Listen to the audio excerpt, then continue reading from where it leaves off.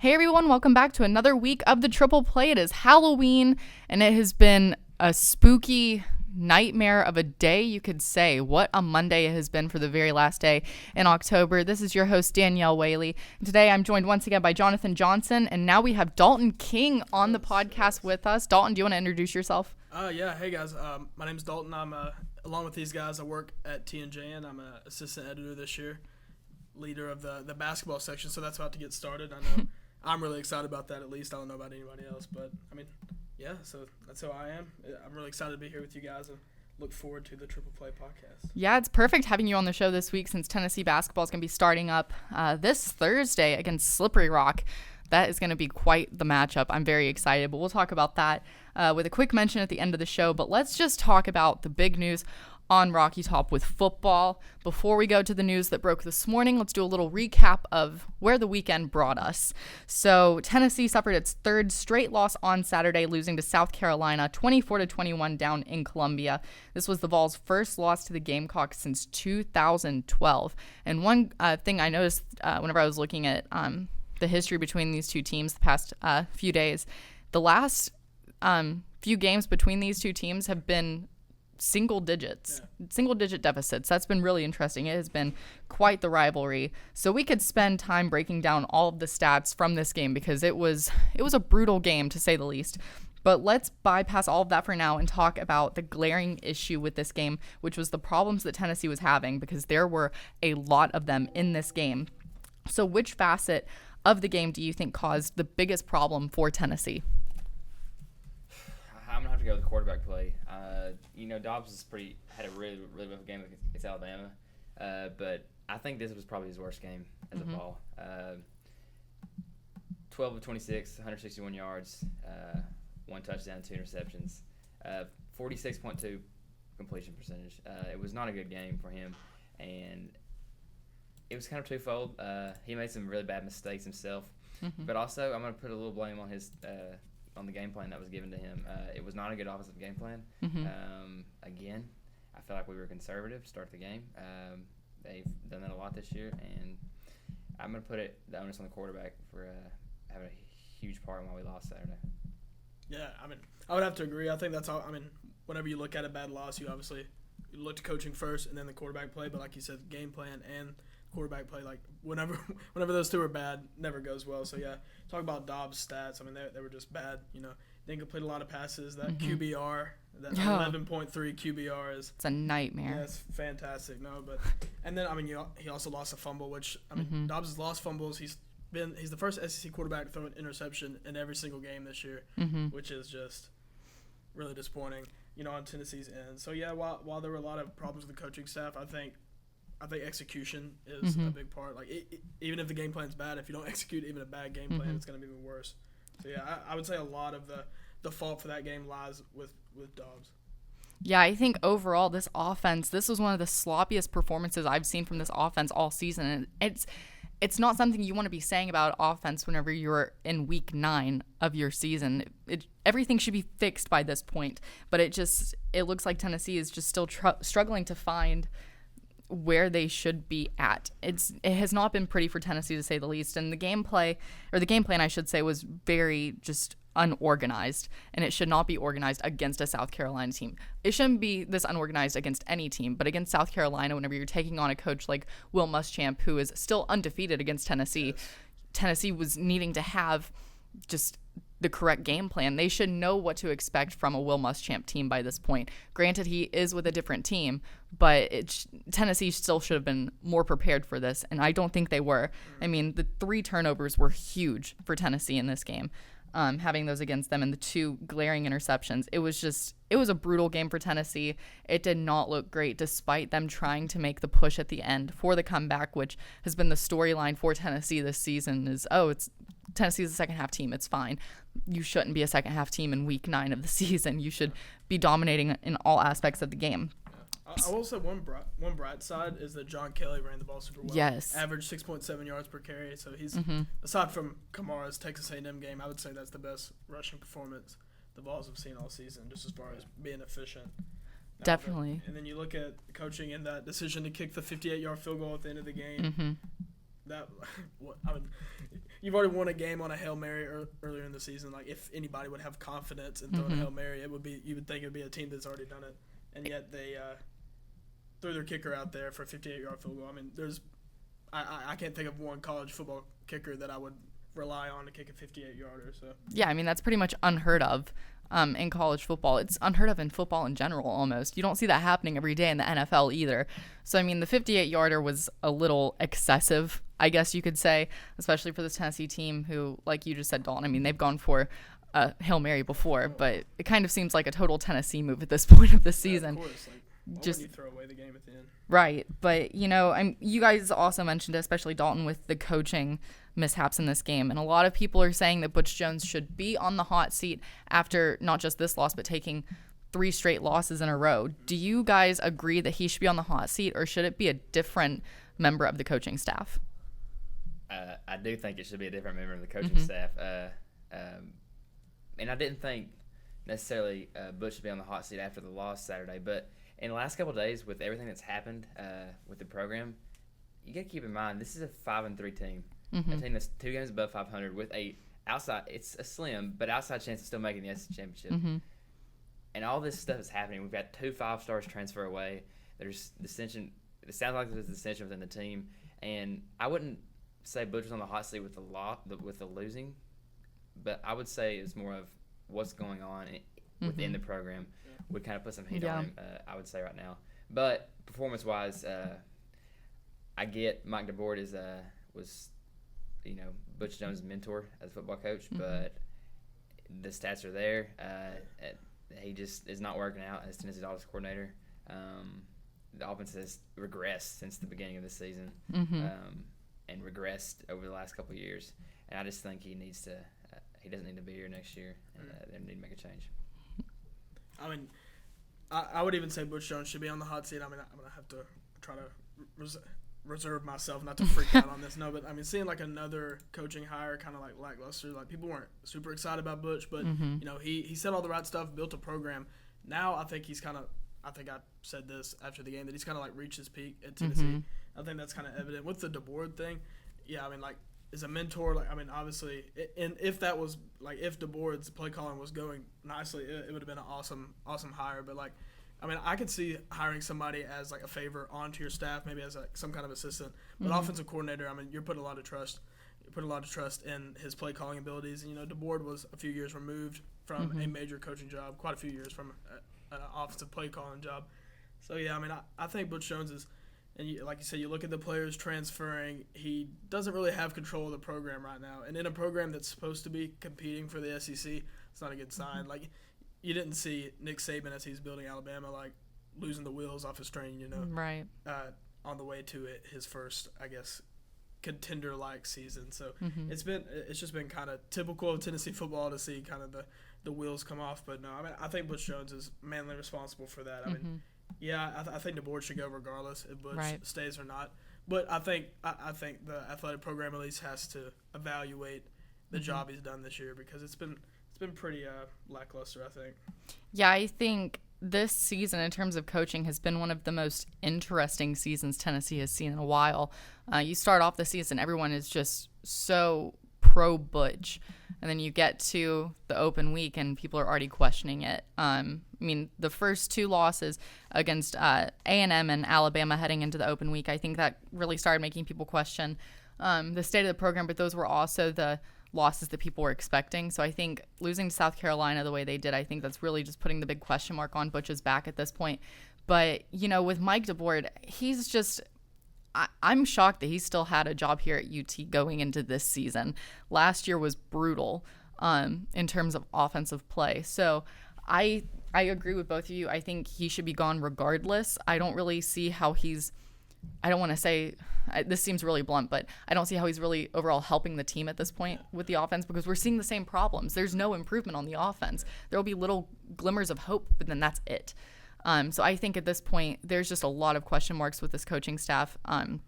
Not really seeing anything on defense. Shoop's looking pretty good right now, but it's just falling on Butch and DeBoer at this point. Yeah, I think you have to take a look at the offense, because like you said, you can't put any blame on defense on Bob Shoop, because he's lost his 2 leaders, 2 of the best players on the defense and also on the team, I think. But yeah, I mean, you look at the offense. I mean, obviously Dobbs is not an amazing quarterback, but you look at from top to bottom as far as skill positions. Tennessee arguably has the most. I mean, does have the most talented offense in the East. I mean, I think in the West you obviously have A&M and Alabama that beat them out there. But I mean, just the amount of I guess the mishandling of this much talent is the main thing. I mean, with Tennessee last year, 8-4, that's kind of what they were expected. But this year they brought a core back. They were supposed to build off that. And I think if the Vols lose again this year, I mean, if they drop to Missouri, Vandy, or Kentucky, then I think everybody on the coaching staff seat gets really hot and probably gets just dropped, I would say. I would agree with that. I mean, the season that's coming up for Tennessee with the rest of the games past homecoming this weekend, which we're getting ready to talk about, it's going to be brutal, and I think that's kind of odd to say for Tennessee, especially with the teams they're taking on. But Butch has been saying that too, with that the next 4 games are going to define this team. But it's kind of unheard of with Tennessee that you're hearing that for teams like Mizzou, Kentucky, and Vanderbilt. So it's going to be an interesting rest of the season for Tennessee. So as of right now, with the loss, the Vols are 5-3, 2-3 in the SEC, and have dropped out of the rankings, like I said, for the first time this season. And now they look ahead to homecoming this weekend against Tennessee Tech. That's going to be Saturday at 4 p.m. on the SEC Network alternate channel. But before we go into our Winning Edge segment, if you've been following Tennessee sports this morning, or if you've been on Twitter this morning, you probably know all about the state of the program with Tennessee right now, with news breaking that Jalen Hurd is transferring from the program. So this kind of changes the dynamic in a pretty strong way going into the rest of the season for Tennessee. But how have you guys responded to the news of the transfer by Hurd? It's just, I mean, it goes back to what's going on within the program. This is a guy who's the second in school history in rushing. And he's wanting to transfer. It just doesn't make any sense. Something else is going on. It's unfortunate, really, because, Jalen Hurd did a lot in his 3 years here, I think. He had a bad rap this year, yeah, but he did a lot in his 3 years here. And it's unfortunate it's having to end this way. But if I'm him, you kind of see it from both sides. He's a better fit in a power out offense. So if that's why he wanted to transfer and move on, then I understand that. But my question here would also be, why wouldn't you just wait and graduate? So, because now you're going to sit out a year, you can't play next year, even if you go to a big school. So it just, from both sides, it's just a messy situation. Yeah, and I think assuming that, I don't know if you guys saw this, but Jalen Hurd's uncle made a comment on a fan message board. So I don't know how much stock you can put into it, or if it was even his uncle. But if it was, and if those comments were true, I mean, you look at stuff like Butch promised to run more of an I formation to suit Hurd's needs, and then obviously as a key piece in your offense, you're gonna try to coach around that. And you saw, they ran the I formation in that bowl game, and you saw the success. I think Hurd averaged something like 10 yards per carry out of the I formation, which just makes more sense. I mean, you have a player as big as him, he doesn't get a lot of leverage running a read option offense, and so I think Hurd was just kind of disappointed and frustrated with his role on the team, and so I think his decision to transfer is nothing that you can knock him about.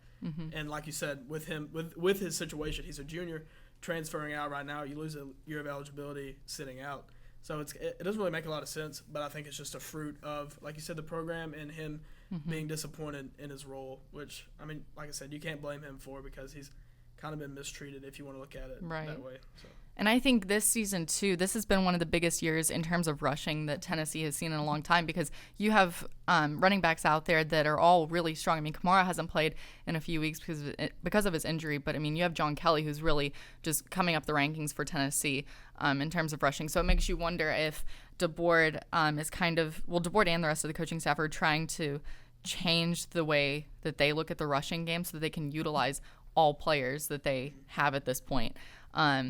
But is the news of Hurd shocking? Absolutely, because it just makes you wonder what's going to happen with the team for the rest of the season. But in some ways, I'm also not surprised.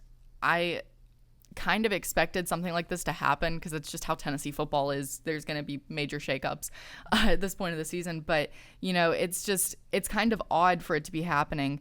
And you guys already spoke with the status of his transfer. He's not going to be able to do much no matter where he goes. So if he's really wanting to try to boost his draft stock, it's going to be interesting to see how that's going to happen for him, because you don't really know how much success he's going to have whenever he does transfer, wherever he goes. But, just as Butch said, he wishes them all the best. So I know there's a good rapport there for them, but it's been a shocking day. It has been a very shocking day. And then Butch also said that Shai Tuttle's out for the rest of the season, which is shocking. Threw that in there right before he addressed Hurd, which I think a lot of people missed. Yeah, absolutely. I think it was definitely overshadowed because everybody went into the press conference wanting to hear about Hurd. So Shai Tuttle was like, "Oh, okay, he's injured. That's fine. Let's go to the big news." Yeah. But it's unfortunate. Yeah, and I think it's I don't know if any of y'all watch it or were there. And you noted like his emotion whenever he started talking. He said, I mean, Shai Tuttle with 2 straight season-ending injuries. I mean, that really is heartbreaking.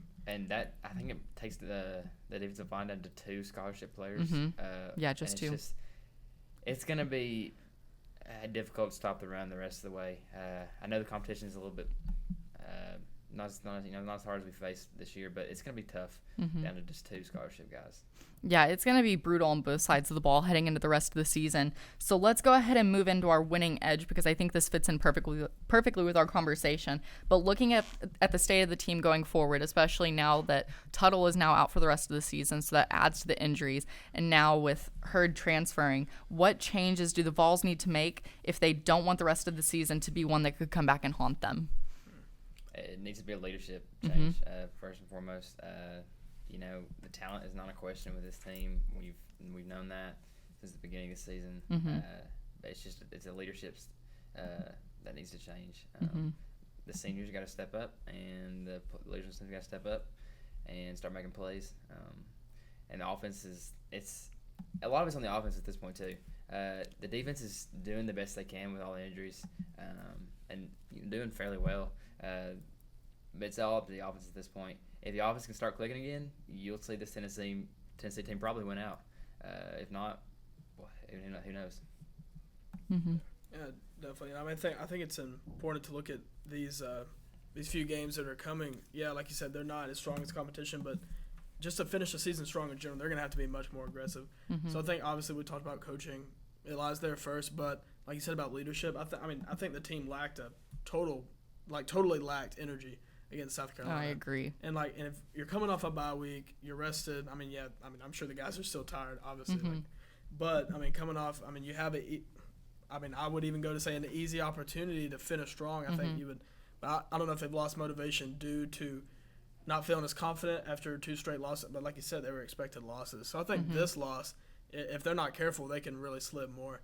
So yeah, I think the most important thing is leadership. And I know there's players that are probably super disappointed with her leaving because they're friends. Like, they live together basically. Yeah. They do stuff all day together. So I think they have to be really careful. I think people like Dobbs, who a lot of people are calling for his head, but he's going to be the quarterback because Butch Jones is the coach. He's not going to make any changes like that. But I think people like Dobbs, even though they're not playing Jalen Reeves-Maben, Khalil McKenzie, some of the outspoken guys on the team, Alvin Kamara, I think if he gets healthy, I think that'll be a big help. But those guys are really going to have to give something for the other players to buy into. Because like you said, the defense is struggling. Like, they need some motivation because they're playing a lot of young, like you said, the defensive line only has 2 scholarship players left. Like, it's really depleted. So, I think they'll have to draw from some kind of motivation. I think it lies in leadership. So, yeah, I would agree.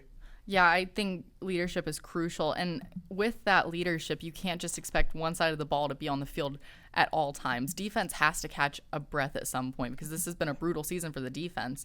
They're doing all they can for this Tennessee team as a whole. So I think it really comes down to playing a full game with key leadership. And that's where you find confidence too. Exactly. Yeah, you can't just go into it, like I already said earlier, being the second half team. That's not going to get you by, especially in a conference like the SEC. That's just not going to help any team. So I think it definitely goes back to leadership, like you both said, but the offense just needs to step up. There's so much potential with this offense. There's so much talent, and it's been so lackluster. You see the defense, players going down left and right, and then you find other players stepping up, like the Colton Jumpers, the Todd Kelly Juniors. They're stepping up in adversity to be the key players that they need. So when is the offense going to find that same leadership that the defense has found?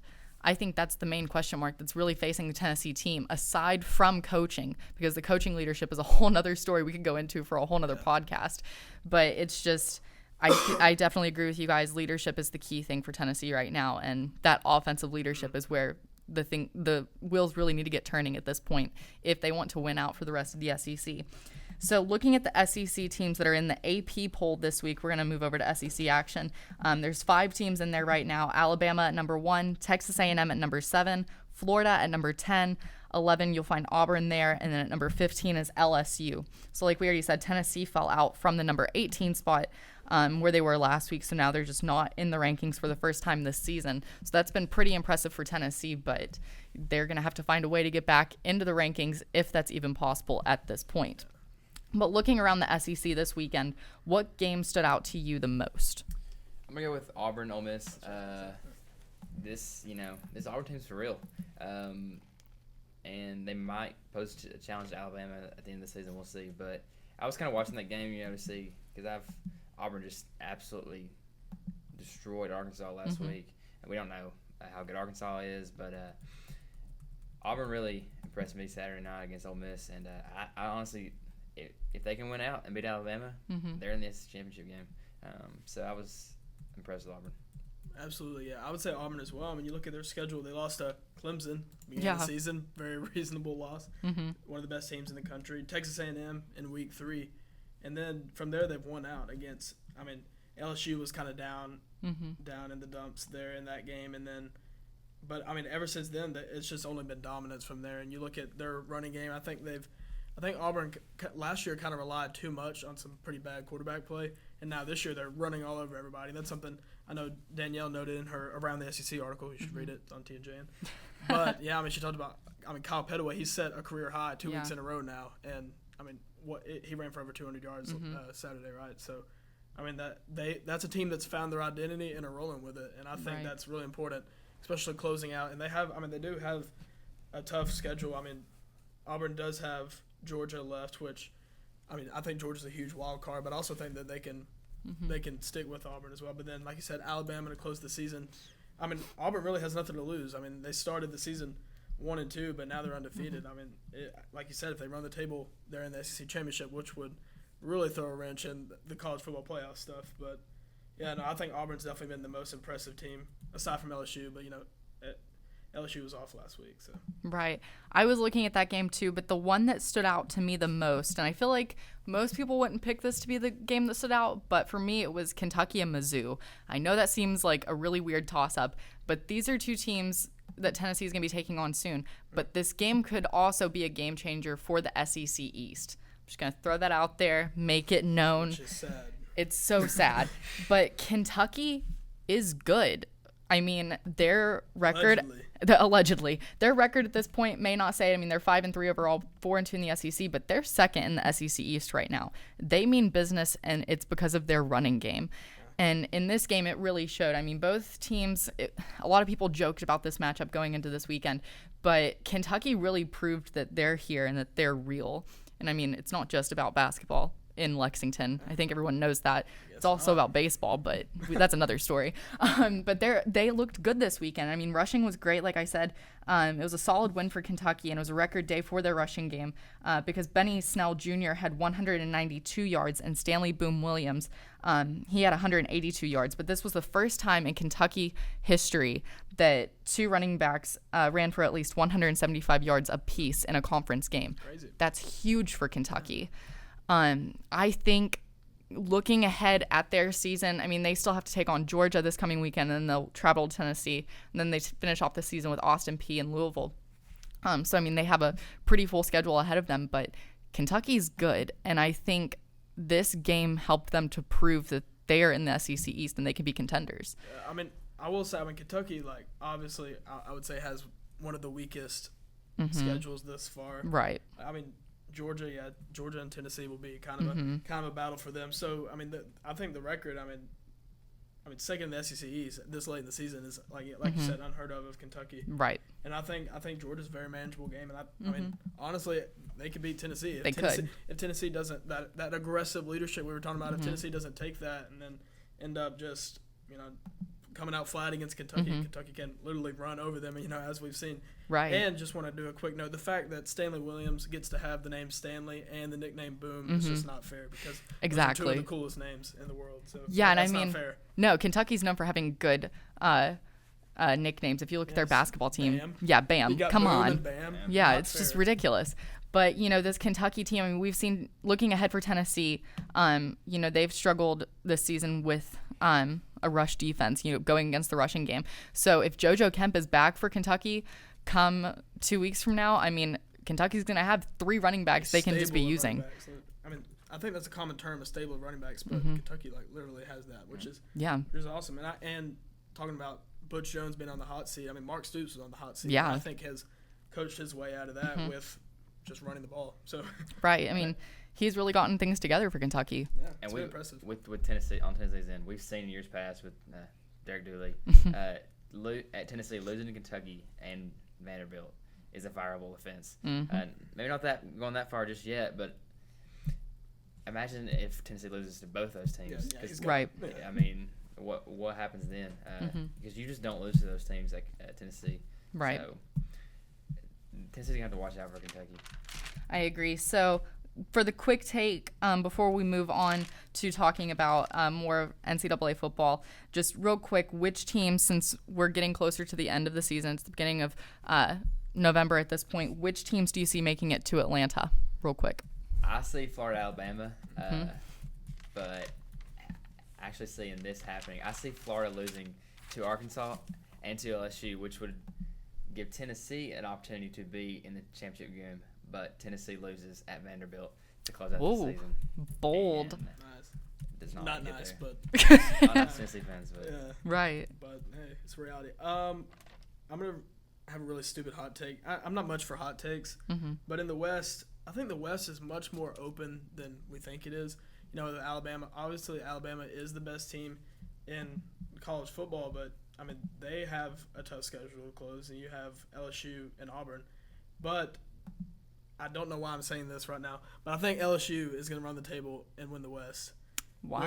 Which is I mean, you look at LSU's schedule and you normally think, I mean, you have Alabama, they'll take care of Arkansas, then you got Florida and Texas A&M to close the season. And that Florida game, both of those teams are going to be super pissed off just because of all the stuff that went on with LSU, Florida. No, but I think LSU is really buying into Ed Orgeron and in a situation that normally doesn't go well with an interim head coach. And so I think Orgeron, I mean, the way that LSU, speaking of teams finding an identity late in the season, you look at Auburn, Kentucky with running the ball, LSU too. I mean, you got Leonard Fournette, Darius Guice. I think they can, and I mean, I think they can have success against Alabama and Florida, 2 tough defenses. Then Texas A&M, you saw how Tennessee exposed them in the running game. So I think it's not a great chance, but I'm picking LSU in the West, and I'm gonna go with Florida in the East because I mean Florida can afford a loss to LSU there, but I think they'll take care of Arkansas.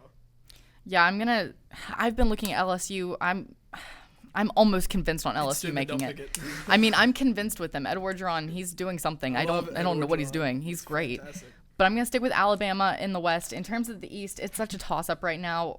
I was looking at this last night, and I'm like, why not just pick Kentucky? But I'm not going to do that just yet. I'm going to go ahead and say Florida. Would it be great to see Tennessee make it to Atlanta? Absolutely. But the cards just aren't on the table for Tennessee right now, especially after the news of Hurd breaking, because you don't know what the state of the team's going to be like heading into the rest of the season. It could just be the beginning of the wheels falling off the big orange bus. Anything's possible. I think Florida's even playing in spite of that loss to Tennessee, and not just because it was a loss, but just all the crap that they got for that game. Yeah. I don't know if you've seen Florida players continue to throw shade at Tennessee as the season goes. So, I mean, they're motivated on that, and right. In the SEC East, where a lot of teams don't have a lot to play for right now, you look at Georgia's kind of in the dumps. Kentucky's in uncharted territory, right. So it's kind of a wild card how they'll finish. You look at Florida; they have a lot to prove after an embarrassing loss to Tennessee. Right. So yeah, I mean, I think Florida's a pretty easy favorite there in the East. So looking ahead for the college football playoff, we're still a couple months out from that, but the first set of rankings will come out on Tuesday. So for the top 6 teams in the AP poll, I'm going to list those off real quick. You have Alabama, Michigan, Clemson, Washington, Louisville, Ohio State. So for those 6 teams, do you see those 6 making it into the initial rankings, or do you see a separate team making their way into the rankings. Into that top 6. Into that top 6. I see it being pretty much status quo. We know the 4 right now, and if the 4 can win out, then we know the 4 that are going to be playing for the championship. But at 5 and 6, I'm going to go Louisville at 5, and I think I'm going to jump Texas A&M ahead of Ohio State right now. Ohio State's just they barely survived Northwestern at home Saturday after losing to Penn State the weekend before. So I'm going to jump Texas A&M ahead of them. I would watch out for those West teams like LSU, Alabama, Texas A&M, those one-loss teams, because if somebody falls, we could easily maybe get 2 SEC teams in the playoff.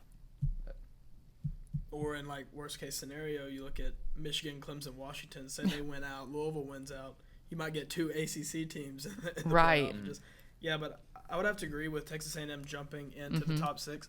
And I think the committee will look at Louisville, the close game they played against Virginia, which I think you saw the star of Lamar Jackson build even more and how he finished that game. So they might not punish Louisville for that game, but you also look at Ohio State. They lost to Penn State, which a hard-fought game, that happens, and it was off a blocked field goal. So but Penn State, they outplayed Ohio State, and then but you look at how they played last week, another slow game. I think the committee can punish either Louisville or Ohio State for those slow games following.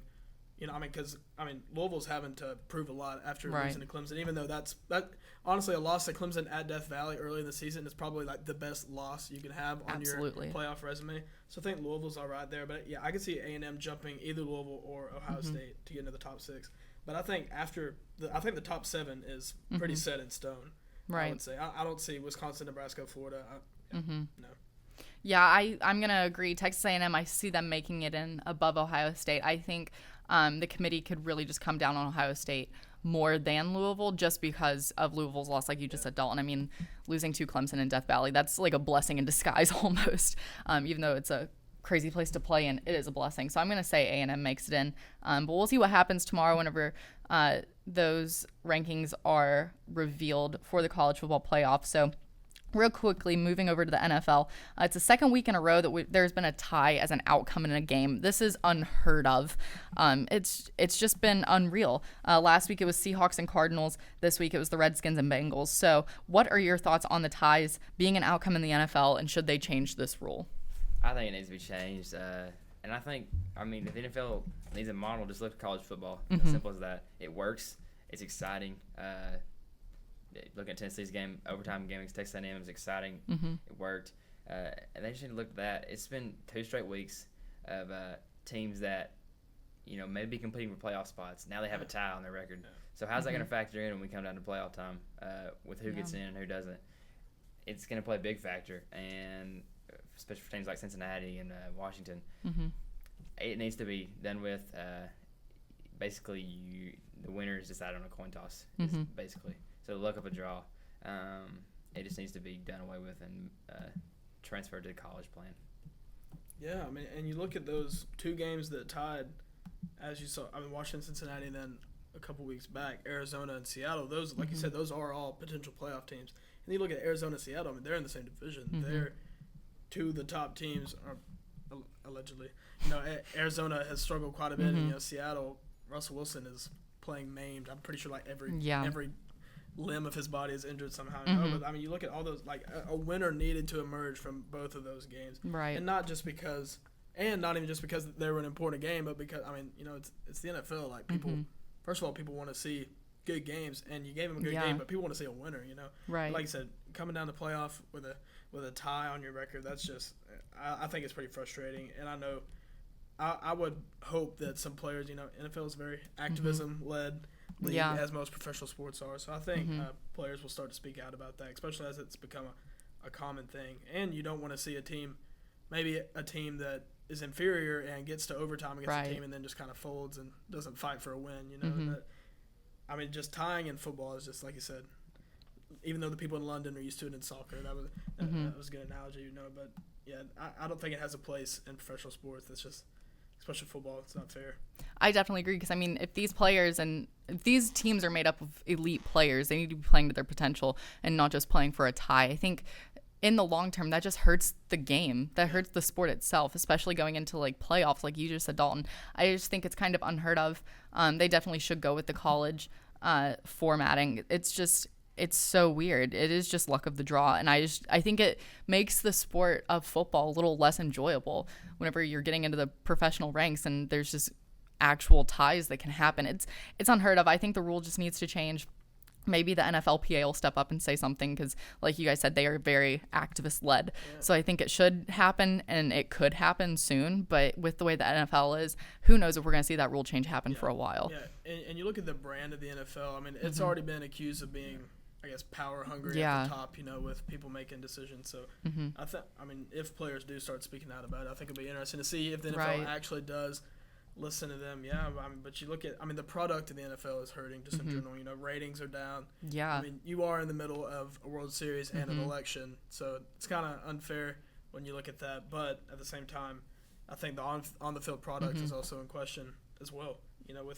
With it being more about money than it is about competition right now. So I agree, and it is kind of crazy how you said with the World Series it's going on too. It's like the World Series is almost being overshadowed by these ties, but in the same respect, if you are a strong baseball fan, you're able to just overlook the tie itself with the World Series that's going on, because I'm going to use that as a segue into this World Series. This has still been one of the most exciting World Series that we've seen in a very long time, and it's with two teams that people wouldn't expect to be here, which we spoke on last week. But the World Series is still going on. The Cubs were facing elimination on Sunday night in Game 5 at Wrigley, but won it 3-2 to force the Game 6 that'll be back in Cleveland with the series in Cleveland's favor at 3-2.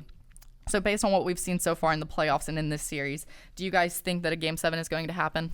I do. There's so much history around this series, and I think it's destiny for it to be a Game 7. But beyond destiny, Arrieta's on the bump tomorrow with the Cubs. Yep.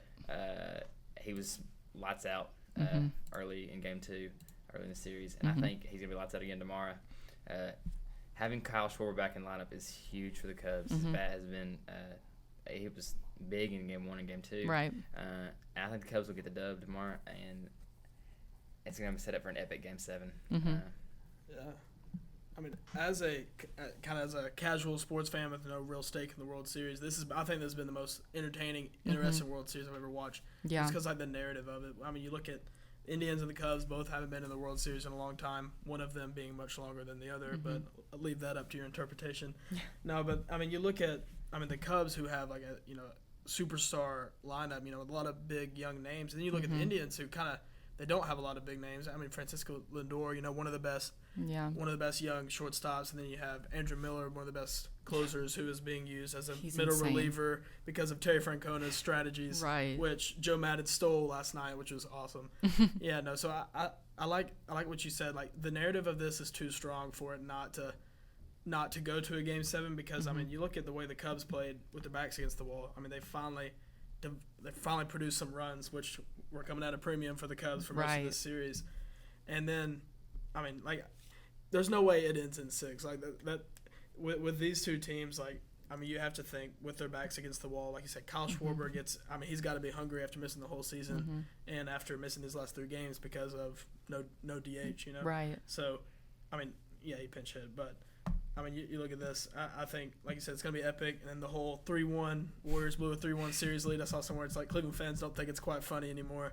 So, we'll see. But, Game 7 Wednesday night, if that happens, that has a lot of potential to be, I think, one of the best World Series finishes that we've ever seen. And the key for the Cubs is they got to jump on the Indians earlier, because swing the bat, if Andrew Miller has a lead, it's over. And they can't come back.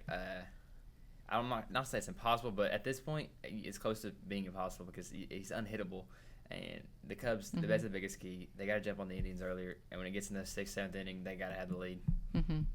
Yeah, I think going into this Game 6, if you're a Cubs fan, you should be pretty worried, but also have like a little glimmer of confidence going into this. I know that seems like a really dumb thing to say, but you do have Arrieta on the mound. I think that's a godsend for Chicago. But Josh Tomlin, he's kind of been a dark horse. He pitched in Game 3, but he was only in for like 4 2/3 innings. He only allowed 2 hits. That's great for him. There was a walk, and I want to say like just 2 strikeouts. But he's kind of been under the radar for the Indians in terms of pitching. But I feel like a lot of their rotation has, because Miller's just been overshadowing their whole pitching rotation because he's just lights out. He's fantastic. But Arrieta, I feel like he's too strong.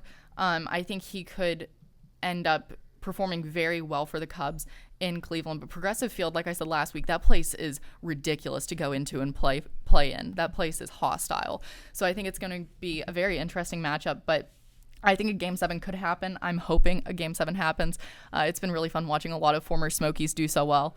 These are a bunch of guys that deserve to be where they are. But in terms of players that I really want to see step up, Javier Baez really just needs to get back to he's been having bad. a hot bat. He's just been going into this, he was so great in the NLCS, but in the World Series itself, he's been really quiet. And I don't think that's fair to him. He is a star player. He has all the potential to be a great player for the Cubs, but we haven't seen that at all in this series. I mean, you're seeing Chris Bryant, you've seen Anthony Rizzo. Those two are leading the way for the Cubs, basically. And Wilson Contreras has been hot, and Rossi has been great too. But you need so many more players to step up. And Addison Russell, he's had his moments, but I really want to see Javier Baez turn around and have a big Game 6, because I feel like if he has a big Game 6 in terms of batting for the Cubs, I almost said for the Smokies, that's a throwback, for the Cubs, I think it could be big. Exactly. There's so many Smokies. I mean, I want to say 13 or 14 of them on this 25-man roster. It is fantastic. What a time to be alive.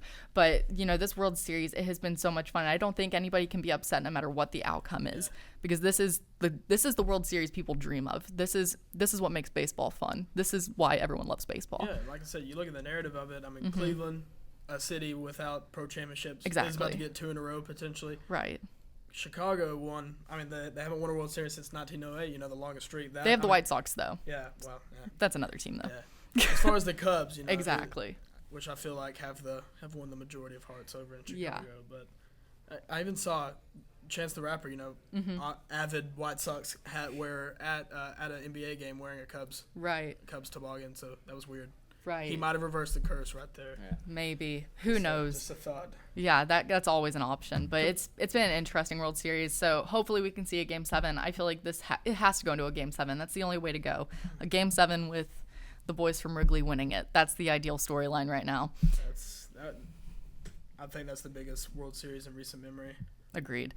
But we'll see what happens with that. It's almost over for baseball. Already looking ahead to spring training. It'll be a fun time. But before we sign off for the show this week, quick mention and reminder that basketball is back on Rocky Top this week. The Vols will be hosting Slippery Rock straight from Western PA. I'm very excited. I have family that went to Slippery Rock, so quick shout out to the Rock. I'm so excited to see some Final people. Four team there, right, Hey, guys? you never know. Slippery Rock could be a surprise. I'm so excited to see this game happen. But they will be taking on the Vols this Thursday night at 7 o'clock here at Thompson Bowling Arena. If you can't make it to the game, it'll be on SEC Network Plus. So we're excited to have basketball starting up this week. Lady Vols will get the start next week, and we'll talk about that on the show next week. But make sure you follow along on TNJon.com as Dalton over here heads up the basketball stuff.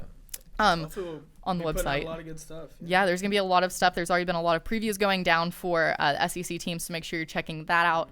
But yeah, we're going to get ready to talk big basketball coming up in the next few weeks as basketball season gets started here on Rocky Top. So yeah, it's been a long time coming. It should be a fun season for the men and the women, so we'll see what happens.